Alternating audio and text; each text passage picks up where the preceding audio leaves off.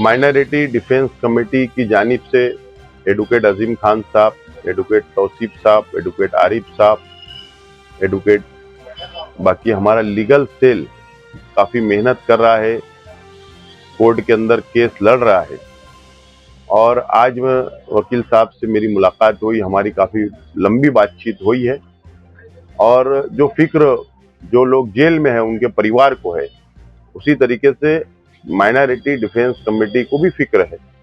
और इसीलिए हम लोग आज वकील साहब ने आपको बताया कि बहस मुकम्मल हो गई है दोनों तरफ से, और इंशाल्लाह 8 दिन के अंदर अंदर उसका नतीजा आना चाहिए, फैसला आना चाहिए।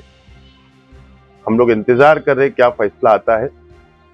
अगर हमारे खिलाफ कोई तरीके का फैसला आएगा तो जरूर हम लोग एडवोकेट अजीम खान साहब की क़यादत में हाईकोर्ट में उसको चैलेंज करके जमानत लेंगे। लेकिन उम्मीद है कि फैसला यहीं पर आ जाए और जमानत सब लोग को मिल जाए।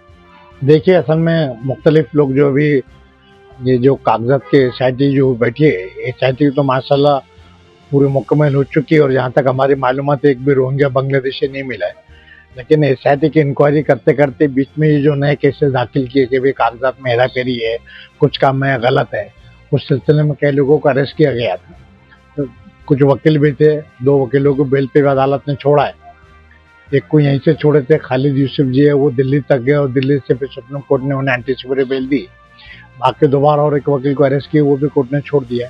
कारपोरेशन के कुछ लोग थे, नवाब थे, वो अभी तक अंदर है।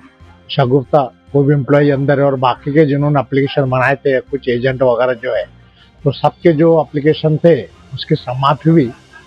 क्योंकि इसमें स्पेशल प्रोसिक्यूटर की शिशिर हीरे की निमणूक की गई थी और वो मसरूफ रहने की वजह से रहते नहीं, उसकी वजह से वो थोड़ा वक्त लगा। और जो पेचीदगी है, 2 मुख्तलिफ जज साहबान के सामने केसेस हियरिंग पे है और 4 ऑफेंस रजिस्टर हुए, उसके भी एक दूसरे का ताल्लुक आता है। उस हिसाब से पूरी समाप्त होगी। जो रिप्लाई देने थे वो भी दिए, कुछ हाई कोर्ट सुप्रीम कोर्ट के नज़ीर भी बताए हैं। और चूँकि चार्जशीट आ चुकी है और काफ़ी ज़्यादा पेजेस है, तो अदालत बारीक बीनी से पढ़ने के बाद में फैसला करेगी। तो अभी तमाम वकला की और हमारा रिप्लाई वगैरह हो गया है। अब वो इंशाल्लाह अंदरूनी हफ्ता अदालत उसको पर हुक्म करेंगे जो भी करना है। हम पूरी उम्मीद है 2-3 लोगों को छोड़ के बाकी के सब लोगों की इंशाल्लाह जमानत हो जाएगी। जिनके खिलाफ एविडेंस है, मतलब जो ऑफिसर्स है रेवेन्यू के या वो है जिनके खिलाफ ज़्यादा एविडेंस आए होंगे, शायद उन्हें ना छोड़े। लेकिन बाकी जो भी जो एप्लीकेशन है, जो अर्जदार है जिन्होंने अपने बर्थ एक्सट्रैक्ट बनाए और जो मुलविस पाए गए या और दूसरे लोग हैं, तो उम्मीद है कि इंशाल्लाह अदालत उन सबको बरी कर देगी। हम पूरी उम्मीद है।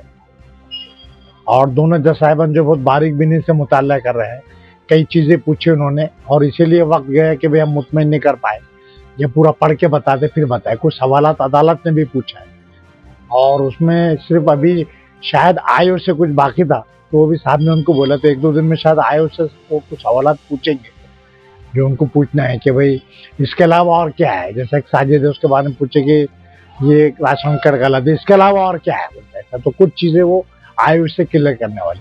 लेकिन वकला हज़रात के आर्गूमेंट हो चुका है, सरकारी वकील का आर्गूमेंट हो चुका है, अब वो मसला ख़त्म हो गया। अदालत को इख्तियार है कि आयोग से कुछ जो क्वेरी से पूछने का उतना बाकी था, शायद 1 आध दिन में कोर्ट उनको बुला के वो पूछ ले और फिर दोनों ऑर्डर जो है वो इंशाल्लाह अंदरूनी हफ्ता हो जाएगा। हम लोग पूरी उम्मीद है। डिफेंस कमेटी ने पूरी मेहनत की, तमाम वकलों ने मेहनत की है और भी जो दूसरे वकला है उन्होंने भी अपने अपने मौकिल के लिए काफ़ी मेहनत की है। हम लोग तो पूरी उम्मीद है।